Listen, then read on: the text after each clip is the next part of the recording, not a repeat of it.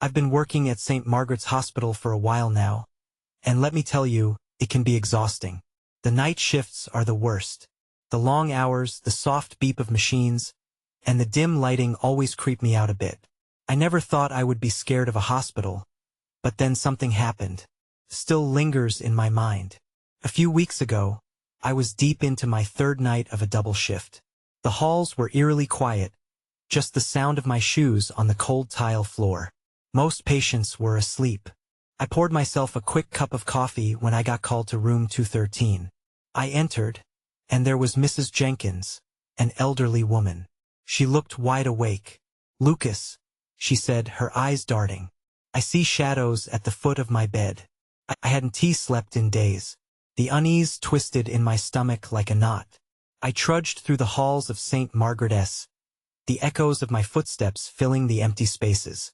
Each night felt like an eternity, a never-ending loop of whispers and flickering lights. I tried to shake off the feeling, but it stuck to me like a shadow. That night, something was different. As I walked past room 213, I felt an overwhelming pull. My heart thumped louder. I told myself to keep going, but my feet stopped. The door creaked open slightly, inviting me to look inside. I fought with myself for a moment, then stepped toward the frame. What I saw left me cold. An old rocking chair sat in the corner by the window, swaying gently as if someone had just vacated it. I blinked, hoping my eyes were playing tricks. But the chair continued its rhythmic motion, and I felt my breath hitch. Just then, I heard a faint giggle, soft and chilling. I told myself it was a figment of my imagination, but deep down, I knew it was real. "Hello?" I called out, trying to sound brave. Silence responded, heavy and thick. I swallowed hard, ready to retreat when I noticed a bookmarked book lying open on the desk. It was a diary. The pages yellowed, its spine cracked with age. Curiosity pulled me in. I stepped further into the room. I picked up the diary, the cover labeled Elena's thoughts. As I flipped through the pages, one entry caught my eye. It was dated long ago, written by a patient named Elena who had been in room 213. She described her fears, shadows creeping in at night, whispering her name, and how she was convinced the spirits wanted her to join them. I froze. It mirrored everything Mrs. Jenkins had said. Then I spotted a familiar name scrawled in the corner of the page, Mrs. Jenkins. My pulse quickened. Were they connected? Had Mrs. Jenkins experienced the same things Elena had? I thought back to the old woman's eyes, the urgency in her tone. I had to learn more. I flipped through the pages, but the more I read, the more disoriented I felt. Scrawls of warnings covered the margins. Statements like "they come for you at night and don't let them take you." Suddenly, the lights flickered. My skin prickled. I heard that giggle again, louder this time, echoing directly from the shadows in the corner of the room. Panic surged. I dropped the diary and backed away. "Get a grip, Lucas," I muttered, but fear clouded my thoughts. As I turned to leave, I caught a glimpse of something in the darkness, a shadow moving fluidly across the floor. I stumbled backward, heart racing. "Who's there?" I shouted. No response. Just that giggle, now transformed into a mocking sound that sent chills down my spine. Then everything went dark. The lights cut out completely. I felt the weight of the darkness envelop me. My instincts screamed to run, but my legs wouldn't cooperate. I was frozen, trapped in a void filled with whispers that clawed at my sanity. Something brushed against me. I could feel it, a hand, cold and small. That was when I realized I wasn't alone after all. I held my breath, every ounce of fear gripping me as that small hand lingered on my arm. My brain screamed at me to move, but my body felt paralyzed. "Who's there?" I repeated, my voice barely above a whisper. The giggle returned, playful yet menacing, sending shivers down my spine. Panic coursed through me like ice. I felt the presence inch closer, a chill radiating from the very air itself. The darkness seemed alive, pulsing, wrapping around me as my heart raced in protest. Suddenly, the lights flickered back to life. My surroundings snapped into focus, and I stumbled forward, desperate to create distance from whatever haunted that room. But before I could fully escape, I caught a glimpse of a girl standing in the corner, her hair disheveled, and her eyes wide. She looked no older than 10. "Help me," she whispered, her voice tremulous and soft. "Help you? What do you mean?" I stammered, backing up again, trying to shake off the surreal moment. Are you Elena?" She shook her head slowly, her gaze drifting to the diary I had dropped. "No, I'm Lily. They want you to read it. You have to know." Those words pulled me back in, my curiosity wrestling with my fear. Who wants me to read it?" I was desperate, searching her face for answers. "The shadows. They need someone to join them. You have to be careful." Her voice was a shaky whisper, and with each word, the shadows around us seemed to stretch closer, as if listening. My mind raced. Was Lily a figment of my imagination? A ghost? I stepped back, trying to grasp what I was seeing. I had to get out of there. "I can't help you, Lily. I don't know what to do." The girl's eyes darkened, and frustration crossed her face. "You have to. You have the diary. You are not safe here." At that moment, the air shifted, thickening like a fog settling in. I glanced towards the door, questions swirling in my mind. Who was Lily? What did she want? The weight of the moment pressed onto my chest. If I didn't act, I could end up just like Elena and Mrs. Jenkins. "Stay here. I'll be back," I said, probably more as a promise to myself than her. I needed to find Mrs. Jenkins. She might know how to help. As I turned to leave, I felt something brush my shoulder again, cold, yet oddly gentle. I felt the urge to look back, but fear urged me forward. I bolted down the hall, my heart pounding louder than before. Reaching the day room, I found it empty, save for the thick tension that hung in the air. I scanned for Mrs. Jenkins, but she was nowhere to be found. Anxiety gnawed at me. That was when I spotted something by the couch, a small, frayed teddy bear. It was partially hidden under a pile of magazines, and I recognized it immediately. It belonged to Lily. I picked it up, a chill running down my spine. What does this mean? My voice trembled as I realized I couldn't ignore the pull of the past any longer.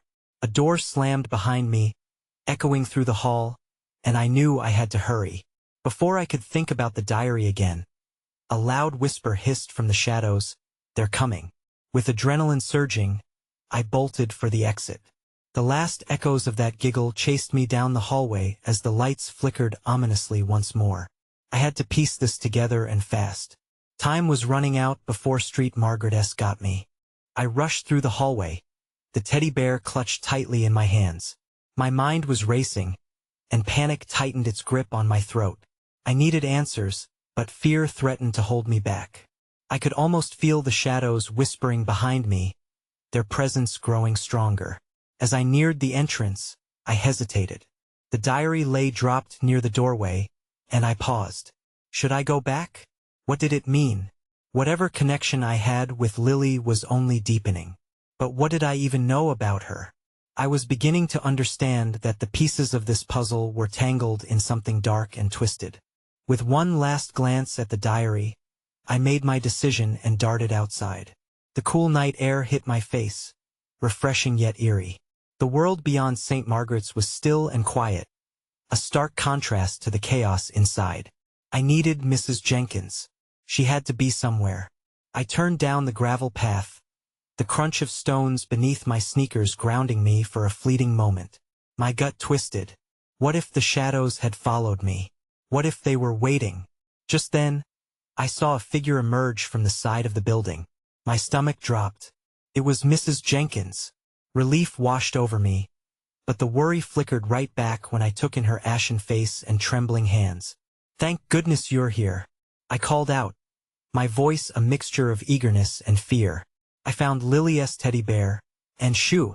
She raised a finger to her lips, her eyes darting towards the entrance I'd just fled. "We need to go. Now." Without questioning her, I rushed over. "What's happening? What do you know about Lily?" Her jaw tightened, and the weight of her silence was worse than any answer I could imagine. Instead, she grabbed my arm and dragged me toward the back of the building. "They're not going to let you leave. We have to stay hidden." "Who's not going to let me leave?" I demanded, panic rising again. What are the shadows? But she shook her head. Not now. Just trust me. We need to find a place to sit tight. We reached a small storage room piled high with dusty supplies. It was dark, but the promise of safety made me follow her inside. She closed the door quietly, leaving just a sliver of light spilling through the crack. I glanced around, noting the broken equipment and forgotten artifacts from years gone by.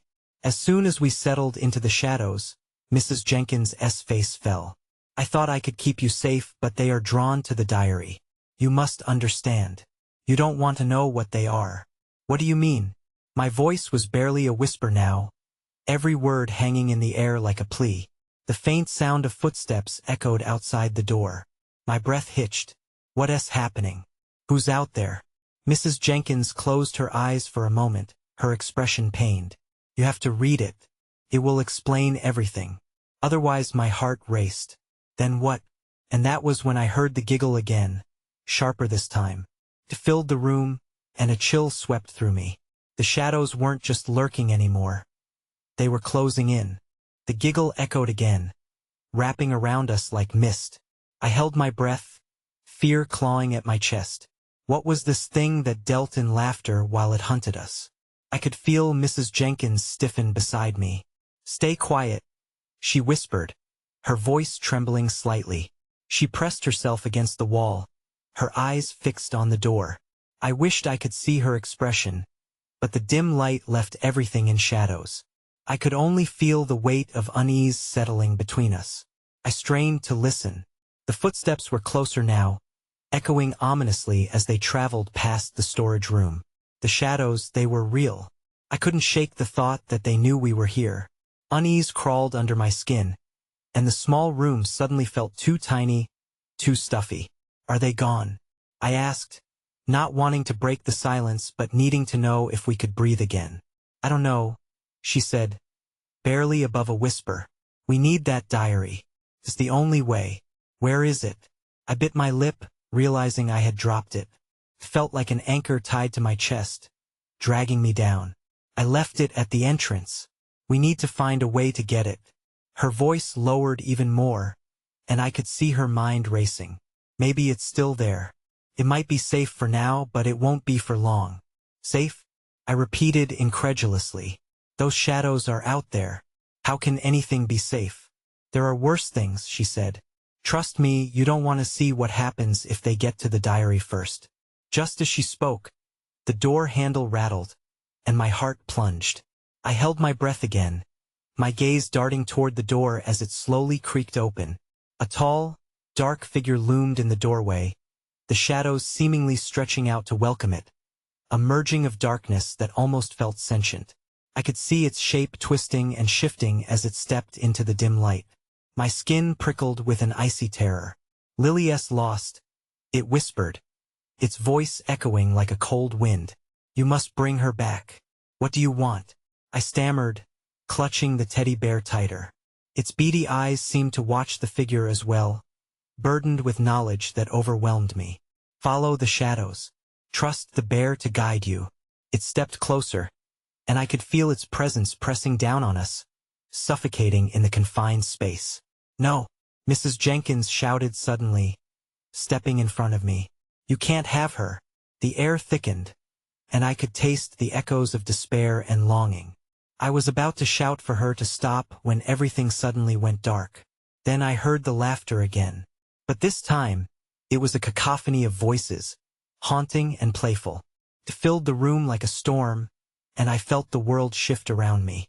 When the light returned, the figure was gone, leaving only an empty silence and the distant echo of giggles. There was a new desperation in the air. What just happened? I asked, trembling. Mrs. Jenkins turned to me, her eyes wide with fear and resolve. We need to get that diary now, before it's too late. And when I realized it wasn't just the shadows that threatened us. There were deeper, darker things at work here, and I was right at the center of it all. My heart pounded as I processed Mrs. Jenkins's words. We had to move, and fast. I glanced at the door, half expecting the figure to reappear. Okay, I whispered, let us go. We pressed against the wall, using the shadows as cover. I felt the coolness of the concrete seep into my skin, grounding me, even as my mind raced. The entrance was only a few steps away. I could picture the diary lying there unprotected and vulnerable. "Follow my lead," said Mrs. Jenkins, her voice steady now. I nodded, drawing a deep breath. As we edged toward the door, I couldn't shake the feeling that we were being watched. The laughter lingered in the air. A siren call that made my skin crawl. I peeked out, scanning the corridor. It was empty. "Let's go," I whispered, and we slipped into the hallway. The dim lights flickered above us, casting elongated shadows that seemed to dance on the walls. We hurried forward, my eyes darting between the shadows and the flickering light. I could hear my heartbeat, a rapid tattoo that drowned out the world around us. The entrance was just ahead. Painstakingly slow, we approached, but the air felt heavy, thick with an unexplainable presence. I glanced at Mrs. Jenkins. "What do we do if we see it again?" She looked grim. "We run. We can't let it catch us." I nodded, though panic was rising in me. I wasn't ready to face whatever that thing was. Just as we reached the doorway, I stumbled over something on the ground. "Careful." Mrs. Jenkins grabbed my arm. I looked down to see it was the diary, thankfully still open and lying there. Relief washed over me, but that relief was short-lived. A giggle echoed again, this time sharper, closer. I felt my stomach drop as the shadows moved as if alive. "Grab it," Mrs. Jenkins shouted, urgency in her voice. I snatched the diary off the floor, holding it tightly to my chest. Before I could even ask what next, a shadow darted past the doorway. I froze, panic flooding my mind. The laughter exploded again, engulfing us, and for a moment, I felt lightheaded. "Run," Mrs. Jenkins yelled. I sprinted out of the room, the diary bouncing against me like a heartbeat. We raced down the hall, our footsteps echoing against the cold tiles. My breath came in ragged gasps as I looked back. I caught a glimpse of something moving in the darkness, the figure forming, flickering like a dying bulb, a violent mix of laughter and shadows. "Where do we go?" I screamed, fighting the urge to stop and hide. "Upstairs," she yelled. "We can barricade ourselves." I didn't hesitate as we hurtled towards the stairs. The metallic scent of fear was strong in the air. I could hear the laughter closing in behind us, a twisted lullaby that seeped into my bones. We climbed 2 steps at a time, urgency fueling us. Just when I thought we were out of range, the laughter turned into a shriek, piercing through the air. I stumbled on the last step, almost falling, and Mrs. Jenkins grabbed my arm to steady me. "Door," she shouted, pointing to a heavy wooden door at the end of the hallway. That S when everything went cold. I realized we weren't alone anymore. I could feel the presence pressing on us, almost suffocating. "Go," I urged, and as we lunged for the door, the laughter erupted again, a chorus of taunts that felt like icy fingers brushing my back. I swung the door open and burst inside, slamming it behind us. But my heart sank as I heard the unmistakable sound of scratching against the wood. We weren't safe yet. "What are we going to do?" I asked, my voice barely above a whisper. Then I saw a faint glow from a crack in the floorboards. My heart raced. That light could lead us somewhere, but I had a feeling I wasn't ready for whatever lay beneath. The glow pulsed softly, casting shifting shadows along the dim walls. I couldn't take my eyes off of it. Mrs. Jenkins noticed my fascination. "What do you see?" she asked, her voice strained but curious. "There's something," I muttered. "A light." I hesitated, unsure whether leaning closer would lead to safety or doom. The scratching at the door grew louder, like claws digging for entry. My heart raced again, terror tightening its grip. I bit my lip and focused on the glow. "What if it's a way out?" I suggested, the idea forming despite my instincts screaming to flee. Mrs. Jenkins knelt beside the floorboards. She examined the crack, her brows knitted in concentration. "Maybe," she said slowly, "but it could also lead us deeper into whatever that is." I felt the cold air swirling around us, and I knew we were running out of time. "But we can't stay here." My voice trembled, The scratching intensified, followed by a sinister giggle that echoed off the door. It didn't sound far away anymore. Felt close, watching, waiting.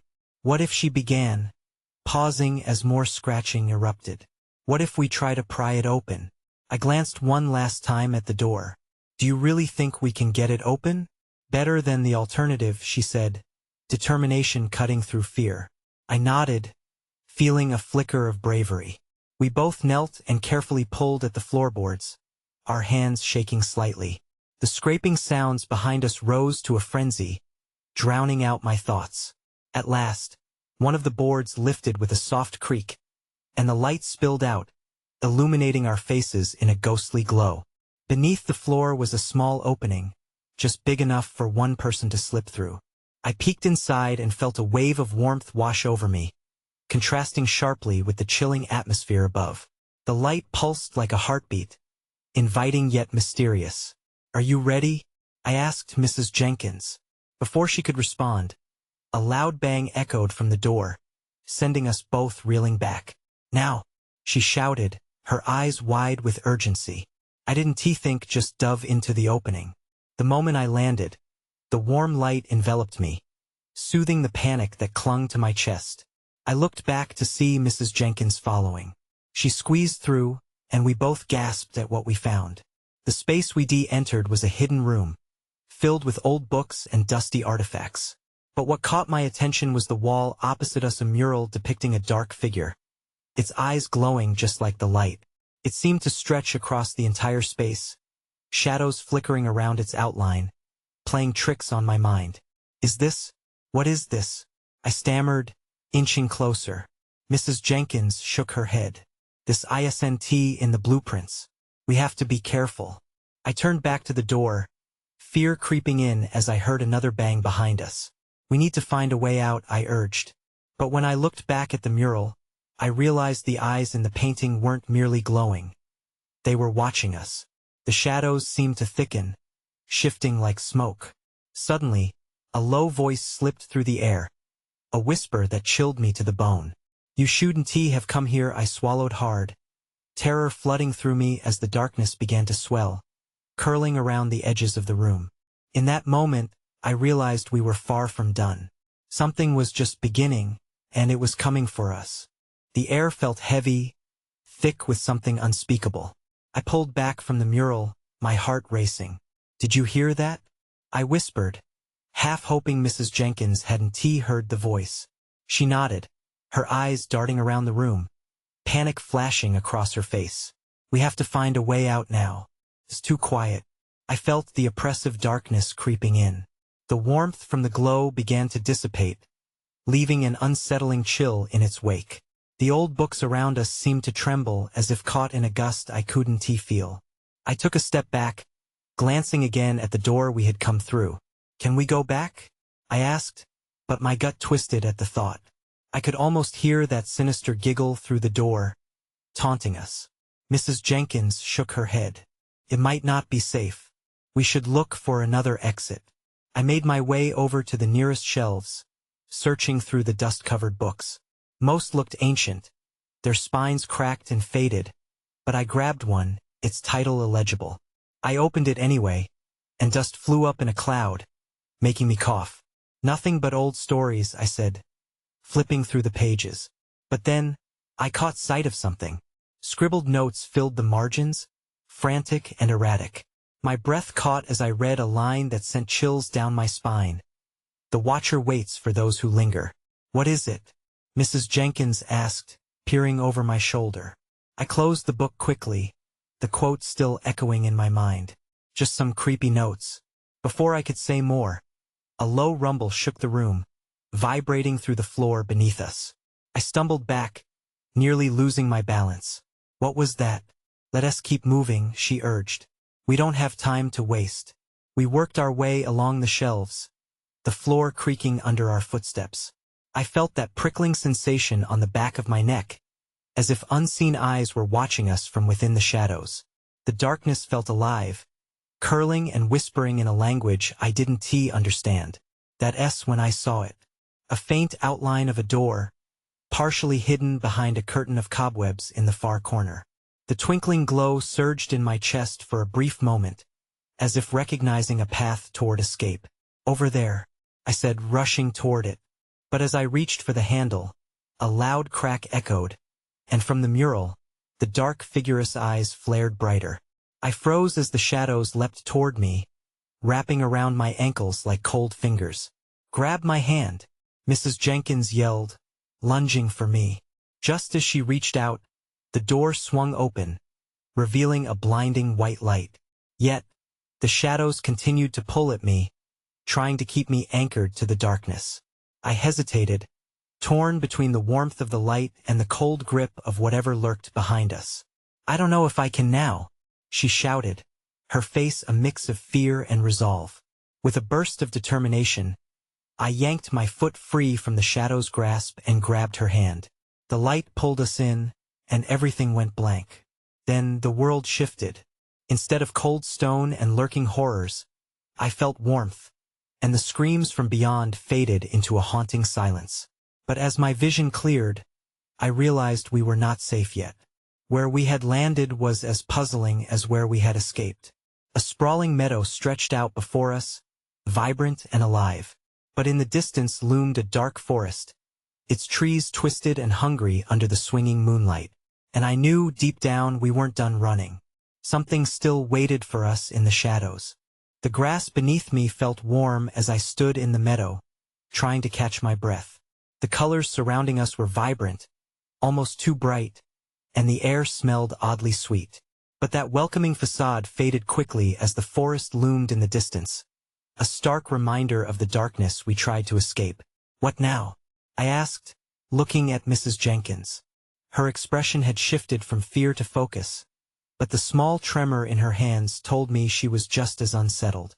"We need to stay away from the trees," she said, glancing over her shoulder at the shadowy expanse that seemed to pulse with a life of its own. "I have a feeling they're not what they seem." I nodded, but my curiosity tugged at me. What if there's something in the forest that can help us? Or somewhere else to go? She turned to me, her eyes sharp. Or something that will trap us. We don't know how long we have before whatever dark force followed us finds a way through. A chill swept through me as I thought of that shadowy figure in the mural. My mind raced back to that quote. "The watcher waits for those who linger." I shook my head to dispel the thought. Let us just keep moving. We can't stay here. We headed away from the tree line, but as we walked, a low growl echoed from the direction of the forest. It sent shivers down my spine. "Did you hear that?" I whispered. Mrs. Jenkins nodded, her eyes wide. "We need to run." We started jogging across the meadow, the grass brushing against our legs. The sweet aroma turned sickly. It coiled in my throat as I inhaled. I glanced back, half expecting to see something chasing us. But there was only the forest, watching us through the swaying branches. Then I saw it. At the edge of the meadow, a path of stones emerged, leading toward a small structure framed by overshadowing trees. "What do you think that is?" I asked, pausing. "I don't know, but it might be our best shot." "We can't go back towards those shadows," she replied, her breath quickening. I hesitated but felt an odd pull towards the building. There was a flicker of light from inside, almost like a beacon. "Let us check it out," I said, moving toward the stones. As we approached, the growl came again, this time closer and more menacing. I could feel my heart pounding in my chest. The light from the small structure seemed to dim as if the shadows were swallowing it. "Are we sure we want to go in there?" Mrs. Jenkins asked, her voice trembling. Before I could respond, the door creaked open slowly, revealing nothing but darkness inside. "It's either that or the forest. I don't want to find out what else is out there," I said. Taking a deep breath, I stepped inside, pulling Mrs. Jenkins with me. The door slammed shut behind us, and an oppressive silence enveloped us. My pulse raced in my ears, and we stood still for a moment, surrounded by darkness. "Do you think we're safe?" I asked, my voice barely above a whisper. Suddenly, the night echoed with laughter, an enchanting yet sinister sound. It felt all around us, echoing off the walls of the small room. I realized, with a sinking feeling, that we might have just walked into a trap. "I don't think we're alone," Mrs. Jenkins said, her eyes darting wildly around the darkness. Then, I caught a glint in the shadows, and dread washed over me. What was that? I gasped, straining to see in the dim light. The laughter intensified, and I felt the air grow thick as something emerged from the shadows. A figure appeared, its shape shifting, and I knew then that our night wasn't over, it had just begun. The figure stepped closer, and the laughter echoed with a chilling familiarity. It felt like I'd heard it before. My instincts screamed to flee, but fear anchored me to the spot. Mrs. Jenkins gripped my arm, her breath shallow as the darkness enveloped us tighter. "Lily," I whispered, hoping for a glimmer of the girl who had warned us. The figure paused, tilting its head in an eerily familiar manner. "It's not Lily," Mrs. Jenkins murmured, shaking her head. "Don't listen to it." In the dim light, I managed to catch more details. The figure had a childlike form but was marred by shadows clinging to its skin, flickering like candle flames. I felt the urge to step forward, drawn to the figure's hollow eyes and the promise of familiarity they held. "Join us, Lucas," it said, the voice a haunting lure. "You'll never be alone. We can play together forever. Stay back," I shouted, yanking my arm free from Mrs. Jenkins' grip. The shadows rippled around the figure as it advanced. A mix of fear and desperation surged within me.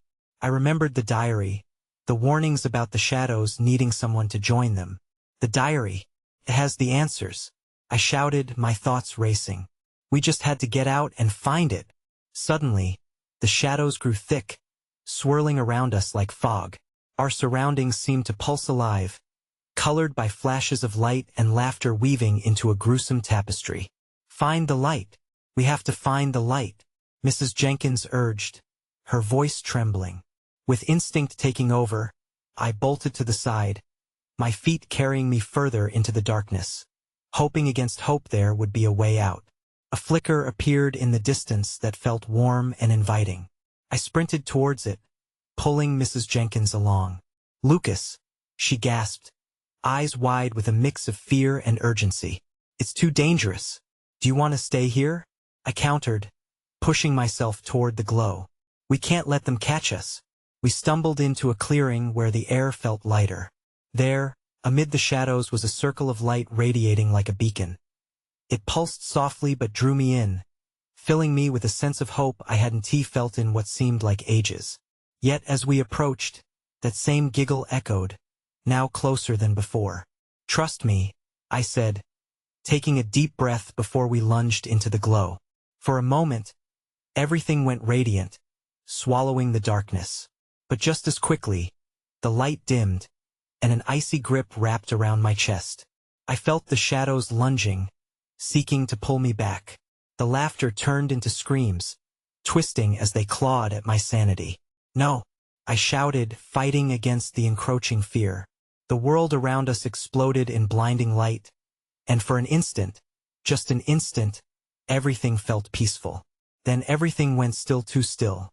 When my eyes fluttered open, I was laying on the cold concrete floor of St. Margaret's Hospital. The sterile smell overwhelmed me, and the shadowy figure from the mural flickered through my mind. I pulled myself up slowly, confusion fogging my thoughts, darkness still lingering at the edges of my vision. "Lucas," it was a voice I recognized. My heart raced as I looked up, staring directly into Mrs. Jenkins' worried eyes. "Are you all right? Where's Lily?" I gasped, the memory of the figure's pleading voice clawing at me. "We were trapped. I don't know," she whispered, the tremor returning. "I thought we might have lost something down there." "Something?" I echoed, clutching my head as memories of shadows surged through my mind. Had it all been a dream or a reality fused with twisted nightmares? "The diary? It's gone," she said, shaking her head. There was nothing left when I looked. I started to ask her what that meant, but as I glanced around, I saw the hallway stretch endlessly ahead of us. The eerie quietness and flickering lights broke through, reminding me of what was real and what was lurking just beyond. Together, we stood in silence, surrounded by the familiar sounds of a hospital, yet I felt the weight of something unseen watching us. The shadows still lingered, just outside our peripheral vision, coiling beneath. The harsh fluorescent lights like a slumbering beast. I couldn't shake the foreboding that clung to the air. Maybe this wasn't finished after all. I looked back at where we emerged from the door deep within the shadows, and for one chilling moment, I thought I caught a glimmer of a shadow darting away, as if watching, waiting for the right moment to return. I moved to the hallway, my heart lingering heavily beneath my ribs. I still think about that night sometimes, the feeling of exhilaration mixed with terror. St. Margaret's Hospital has that pulse to it, a life all its own. And though I've tried to leave it behind, I can't shake the feeling that something from beyond the shadows has followed me here, a whisper of light trapped inside the darkness. Maybe we hadn't escaped after all.